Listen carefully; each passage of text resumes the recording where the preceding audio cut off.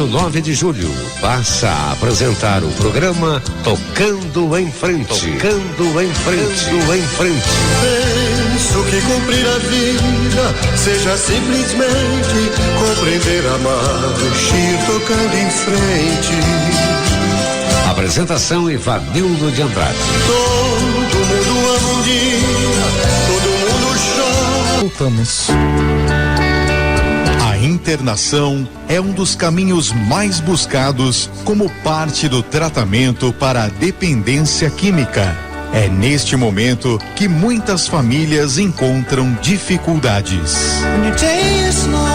Com o objetivo de buscar vagas sociais a custo zero para atender famílias carentes, lançamos a campanha Tocando o Coração. Ouça o programa Tocando em Frente, com o psicólogo Ivanildo de Andrade, todos os sábados, a partir das 7h, pela Rádio 9 de Julho. E saiba mais sobre a campanha Tocando o Coração. Deixe seu coração ser tocado e venha fazer parte desta história.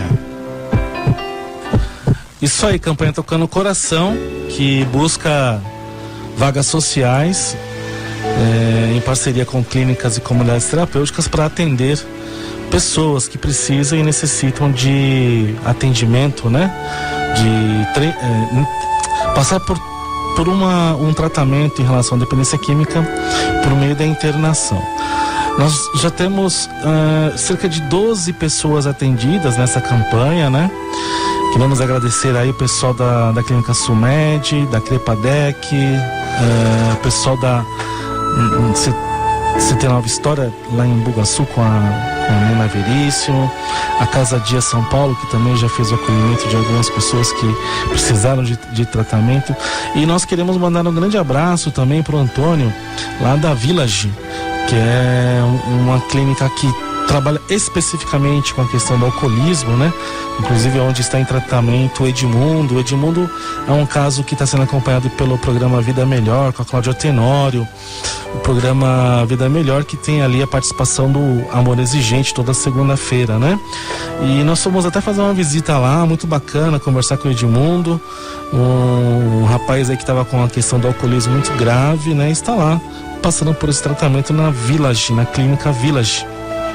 Então, são nossas parceiras. E também fizemos uma parceria agora com a CT Nova Amanhã, também lá em São José dos Perdões, mandando um abraço aí pro Renan, pra Cássia, e já disponibilizaram, né, uma vaga lá para uma das pessoas que precisaram e nos pediram ajuda. Uma pessoa que está com a questão do crack e precisando de apoio, de ajuda, ela se propôs a fazer o tratamento. Então a CT Nova Amanhã vai acolher esse nosso amigo que vai para lá pela campanha Tocando o Coração. Então, pessoal, a campanha do coração está acontecendo, tá? Ela todos os dias nós recebemos algum tipo de algum contato, e-mails. Então é uma situação bastante complicada, porque a gente precisa realmente acolher essas pessoas, porque elas não conseguem encontrar essas vagas no sistema público de saúde. Então a campanha Tocando o Coração, ela tenta suprir esta demanda, né? Envie um e-mail para tocandocoração@gmail.com, tocandocoracal@gmail.com, e assim você entra em contato conosco e nós podemos ajudar vocês, tá bom? Vamos lá, vamos dar um início aqui a nossa entrevista com o Paulo, né?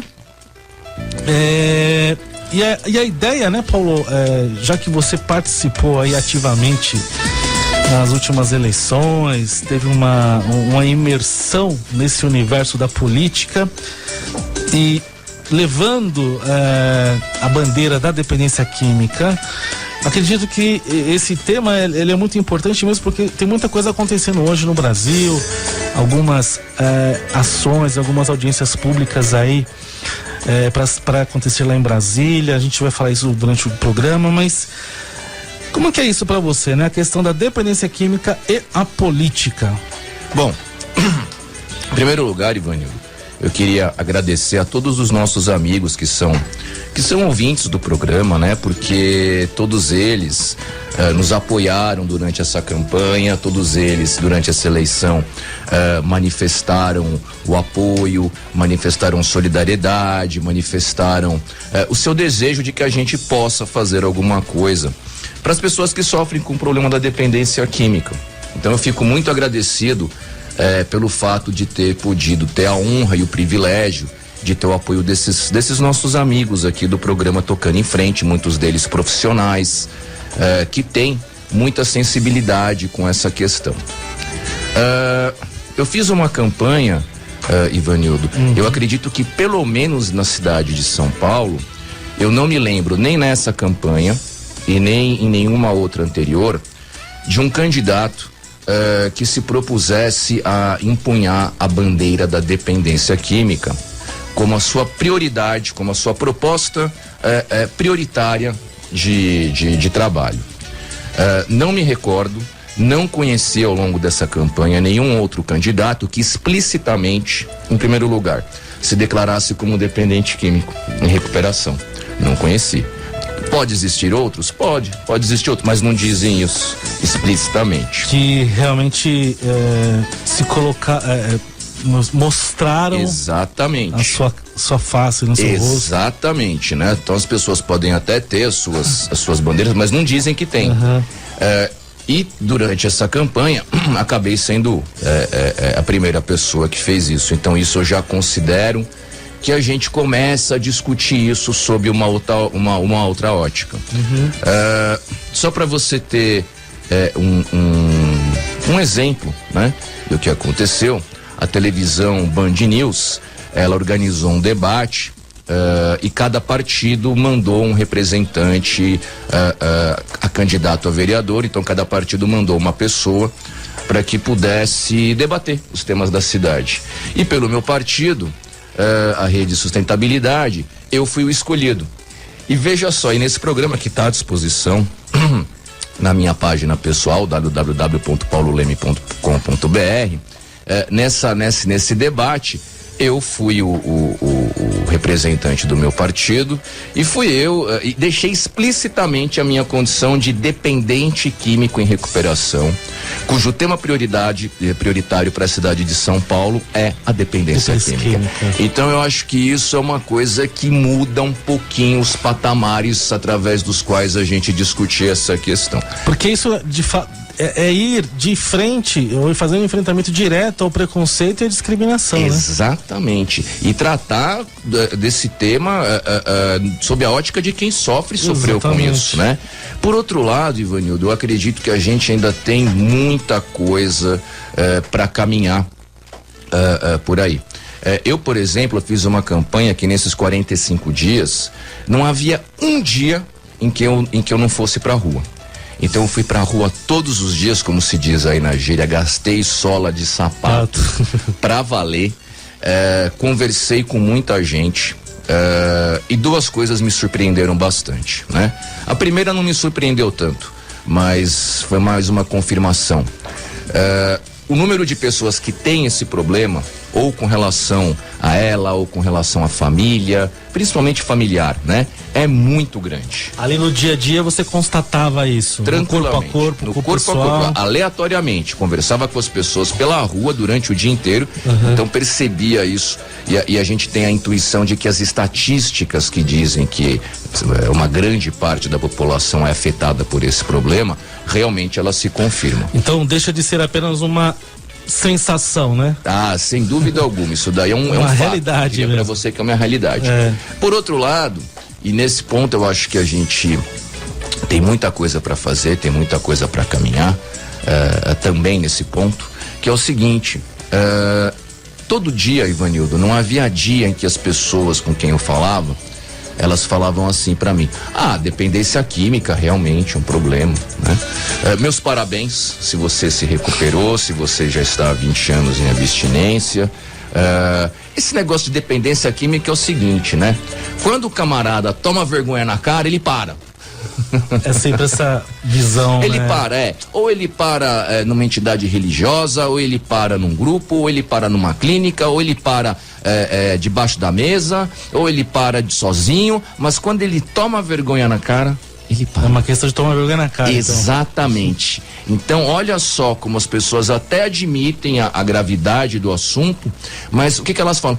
Não, quando o cara tem um tchum, né? Vou dar usar uma interjeição aqui. Quando o camarada tem um pan na cabeça dele, quando acontece alguma coisa na vida, ele toma vergonha na cara e aí, independentemente do que estiver acontecendo, ele vai parar. Então, as pessoas. É uma coisa meio mágica, né? Meio mágica e individual, ou seja, não é política pública. E aí, boa. Não é política pública, boa. Não é uma questão pública. É uma questão do indivíduo, pessoa, o problema dele, né? Isso, quando ele toma vergonha na cara, quando ele põe a mão na consciência, ele pega e para. E aí, as pessoas têm essa dificuldade de relacionar esse problema com política pública, porque aí vira uma coisa individual.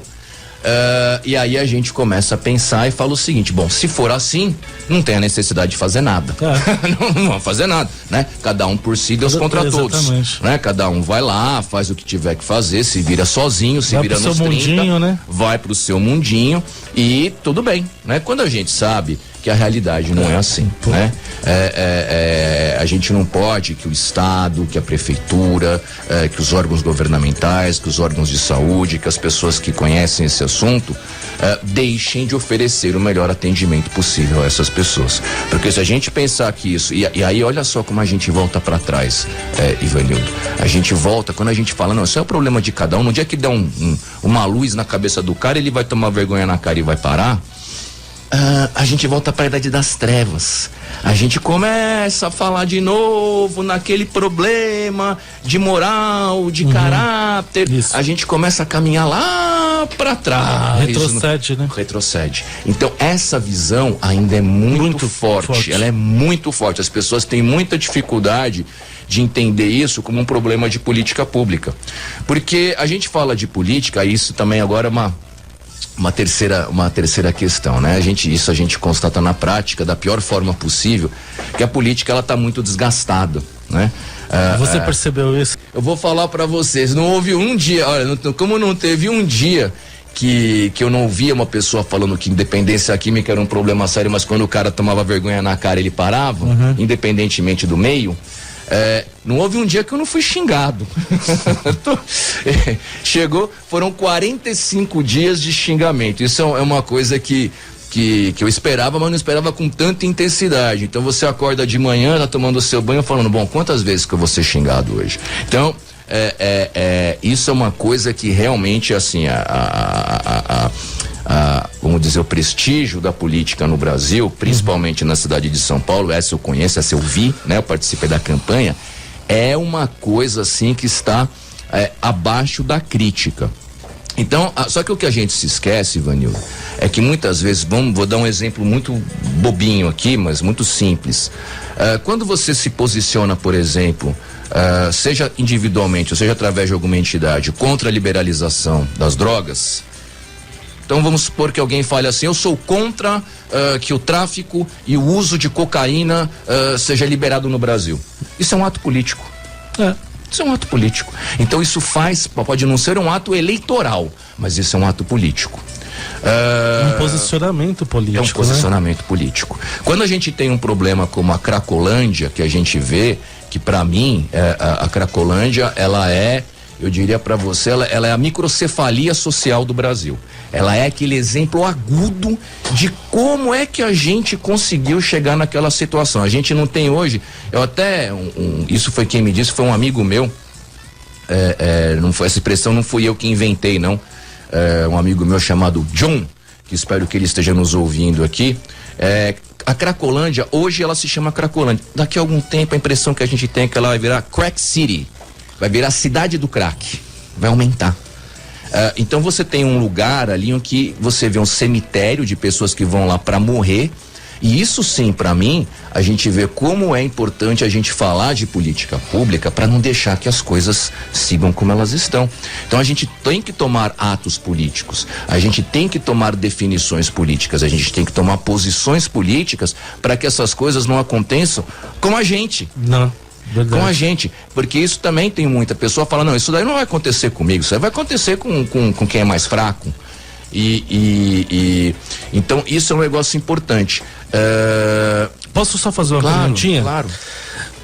O senhor Miguel Tortorelli tá lá na escuta, dizendo o seguinte: o que você acha da indicação da Soninha Francini, que foi eleita vereadora, né, para Secretaria do Desenvolvimento Social do município?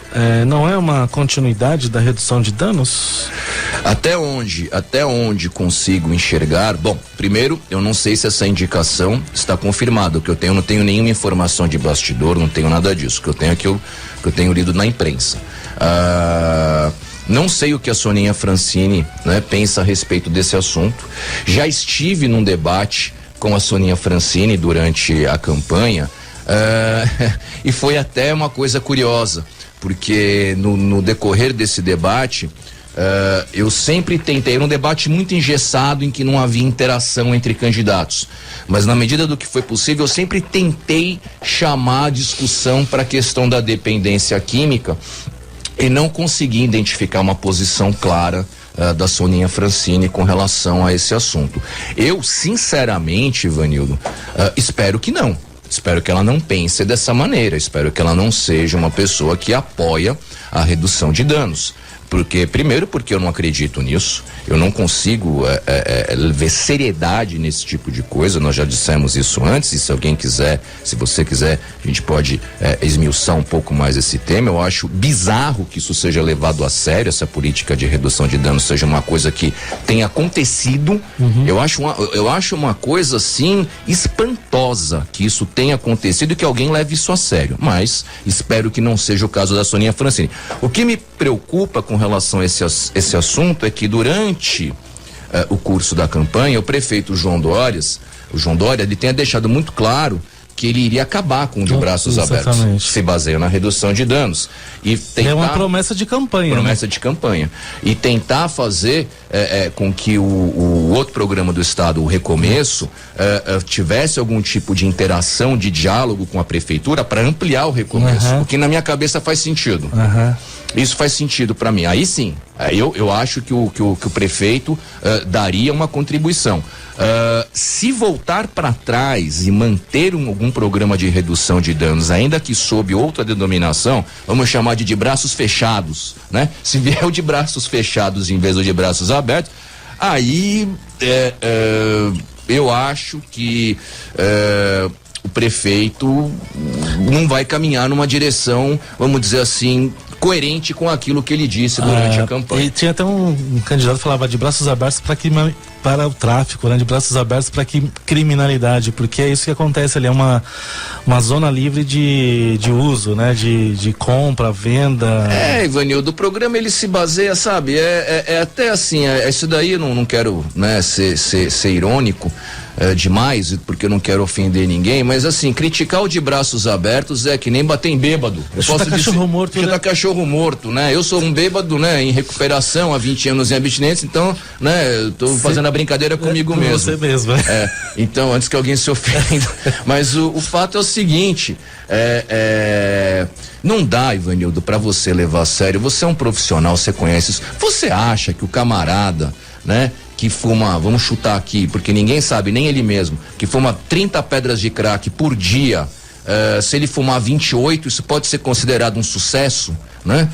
Primeiro ponto. Segundo ponto, o fato de ser sucesso é o relato da própria pessoa, né? Terceiro ponto, se ele relatar que em vez de 30 pedras de crack tá fumando 29,5, ele vai ganhar um dinheirinho, né? E para ficar morando no mesmo lugar em que ele tá fumando crack. Então, assim, se a gente acha que isso é sucesso, a gente tá realmente, né, vivendo num mundo bizarro. Então, espero eu realmente que o João Dória, que o prefeito João Dória continue na linha daquilo que ele havia acenado durante a campanha.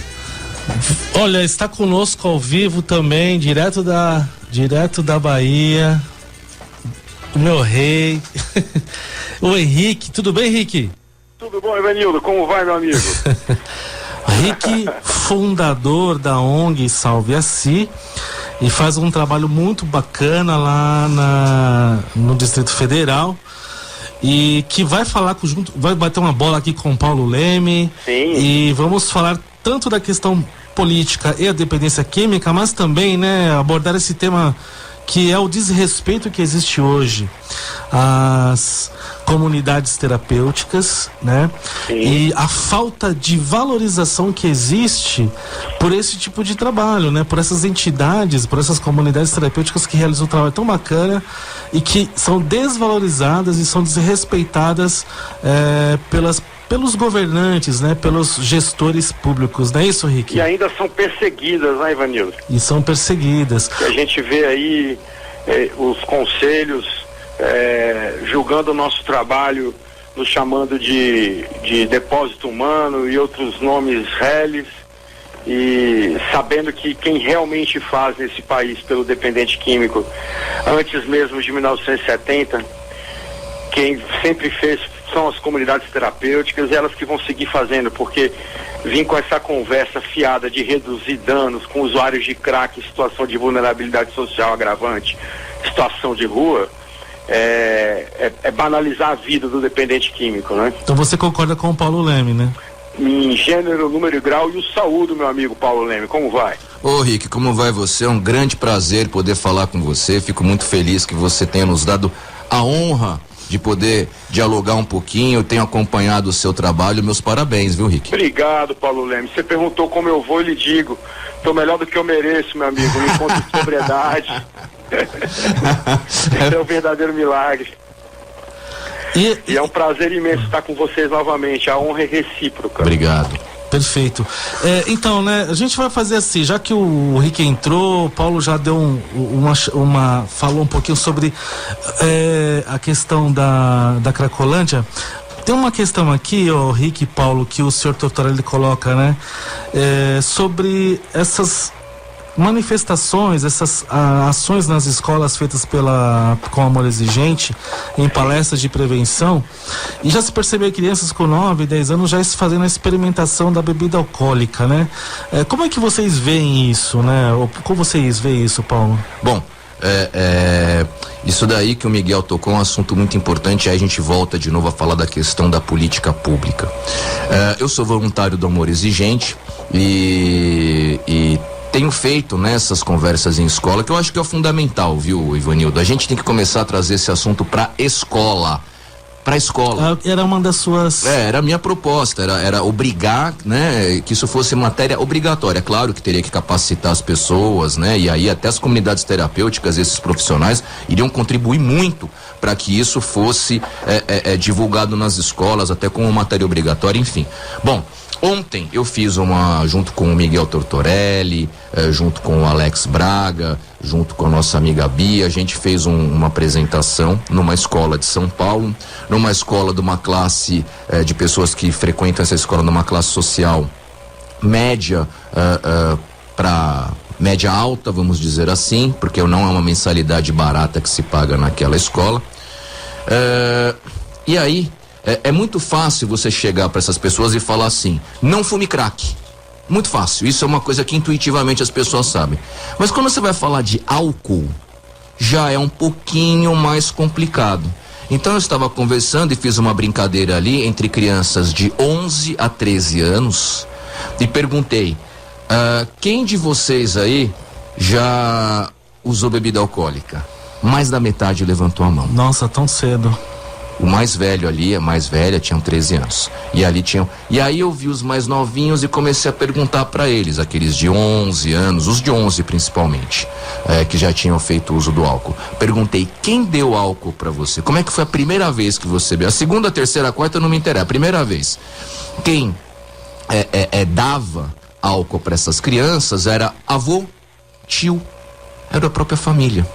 Então, olha como falta a gente esclarecer um pouco mais as pessoas, levar esse assunto pra frente, porque como não quero ser repetitivo, mas falar de não fume crack, a pessoa aceita a ideia. Falar de alcoolismo já é mais complicado. Sim. Porque o vovô dá um copinho de cerveja para uma criança de 11 anos. Então a gente precisa realmente começar a olhar com coragem para esse assunto.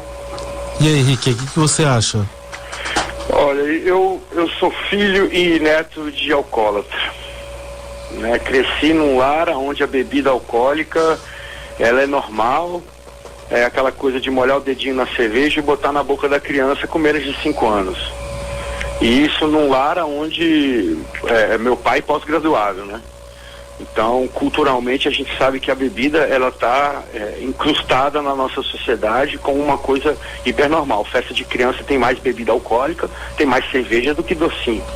E esse é um tema que eu abordo muito nas palestras que eu dou pelas escolas, principalmente da rede pública do Distrito Federal.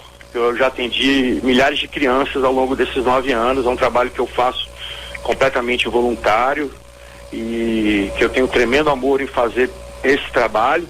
E o que repercute é que as crianças que eu atendi lá e que mais deram trabalho na palestra acabaram anos depois aparecendo na nossa entidade para fazer um tratamento de dependência química, né? Então a gente precisa trabalhar muito na prevenção e tudo que o Paulo colocou, viu, Paulo, que você colocou aí, é exatamente a mesma coisa que ocorre conosco, né? O álcool, a gente sabe, é a pior das drogas, é a droga de prateleira, é a mais legalizada. A própria Ambev hoje, ela lucra muito mais que a Petrobras, porque eles conseguiram também roubar tudo da Petrobras, né? Mas não tenha dúvida. Então, a gente sabe a dificuldade que é. Eu, graças a Deus, eu não conheci meu avô, o alcoolismo matou, mas meu pai, eu vi ele parar com o álcool porque ele recebeu 2 diagnósticos, um de Alzheimer em início e um que o cérebro dele estava murchando porque toda a água que existia para lubrificar o cérebro dele estava sendo drenada para poder tirar pelo fígado a toxina do álcool, né? Então ele tomou um susto tremendo e resolveu parar de beber, mas entre aspas, que ele bebe cerveja sem álcool, né? E lidando com essa dificuldade a vida inteira, né? Já estou com 42 anos, vendo isso dentro de casa e em todo lugar. A gente vai falar do álcool em prevenção, realmente é mais tabu do que falar de droga, né? Porque, infelizmente, é uma droga social, aceitável, legal, enfim. Vamos fazer o seguinte, vamos fazer um pequeno intervalo e a gente volta já com o Rick e com o Paulo Leme aqui, ó.